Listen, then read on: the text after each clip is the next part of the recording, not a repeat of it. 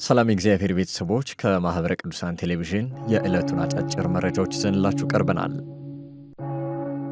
የጀርመንና አካባቢው ሀገረ ስብከት በምስራቅ አርሲ ኦርቶዶክሳውያን ላይ እየደረሰ የሚገኘውን ግድያ አወገዘም።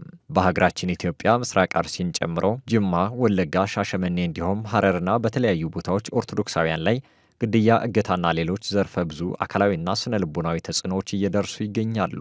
ይህንን የሚያወግዘው በኢትዮጵያ ኦርቶዶክስ ተዋሕዶ ቤተ ክርስቲያን የጀርመንና አካባቢው ሀገረ ስብከት በተለያዩ የጀርመን ከተሞች የተቃውሞ ሰልፍ አካሂዷል።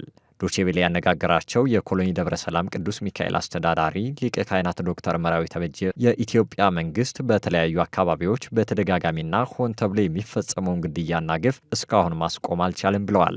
ሊቀ ካህናት ዶክተር መራዊ ተበጀ አክለውም ኢትዮጵያ ውስጥ በአሁኑ ሰዓት እየተፈጸመ ያለውን ጥቃት በቃላት መግለጽ እንደሚያዳግታቸውም ገልጸዋል። ሰዎች በቋንቋቸው እንዲሁም በሃይማኖታቸው ተለይተው ግፍ ሲፈጸምባቸው የኢትዮጵያ መንግስት ይህንን ሰቆቃቸውን ሊያስቆም አልቻለም በማለት ድምጻቸውን በዓለም ሸንጎ ለማሰማት ሰልፍ የወጡት የኢትዮጵያ ኦርቶዶክስ ተዋሕዶ ቤተ ክርስቲያን ምዕመናንና ካህናት ብቻ ሳይሆኑ የሌሎች ሀገራት ዜጎችም እንደሚገኙ ከዶቼቬሌ ዘገባ ተመልክተናል።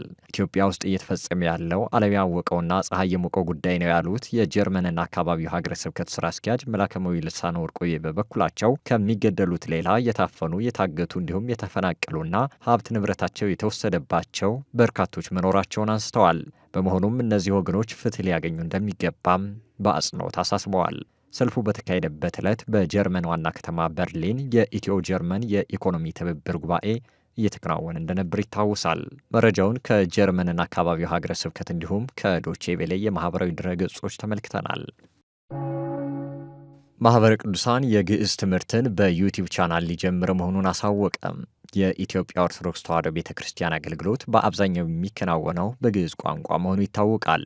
በመሆኑም ምዕመናን የቤተ ክርስቲያንን ትምህርት አውቀውና ስርዓተ ቤተ ክርስቲያንን በአግባቡ ተረድተው ማገልገልና መገልገል እንዲችሉ የግዕዝ ትምህርትን በዩቲዩብ ለማስተማር ዝግጅቱን እንዳጠናቀቀ በማህበረ ቅዱሳን የዜማና ኪነ ጥበባት ማዕከል አሳውቋል። መርሃ ግብሩ በዛሬው ዕለት በማህበረ ቅዱሳን ቴሌቪዥን የሚጀምር ሲሆን በዜማው ጥበብ ዘማህበረ ቅዱሳን የዩቲዩብ ቻናል በየሳምንቱ ዘወትር ሰኞ እንደሚተላለፍም ተገልጿል።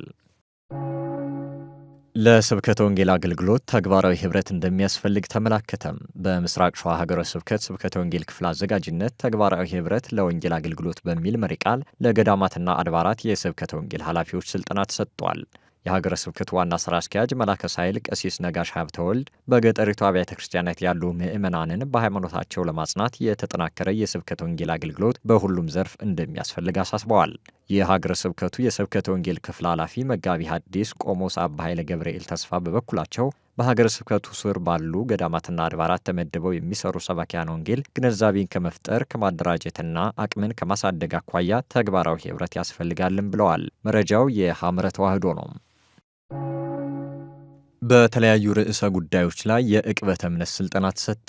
በማህበረ ቅዱሳን የአዲስ አበባ ማዕከል በ4 ኪሎ፣ 5 ኪሎ እንዲሁም 6 ኪሎ ለሚገኙ የግቢ ጉባኤ ተማሪዎች የዕቅበተ እምነት ስልጠና ተሰጥቷል። ስልጠናው በማህበረ ቅዱሳን የአዲስ አበባ ማዕከል ግቢ ጉባኤያት አገልግሎት ዋና ክፍል ከመንበረ ጸባዖት ቅድስት ሥላሴ ካቴድራል ሰንበት ትምህርት ቤት ጋር በመቀናጀት የተዘጋጀ ሲሆን ነገረ ክርስቶስ፣ ነገረ ድህነት፣ ሴኩላሪዝምና ግሎባላይዜሽን ላይ ያተኮረ መሆኑም ተገልጿል። መረጃው በማህበረ ቅዱሳን የአዲስ አበባ ማዕከል ነው። ለዕለቱ ያዝንላችሁ አጫጭር መረጃዎች የእስካሁኖቹን ይመስሉ ነበረ። ሰላም እግዚአብሔር ከሁላችን ጋር ይሆን። ከቀሪ ጣቢያችን መሰናዶች ጋር መልካም ቆይታ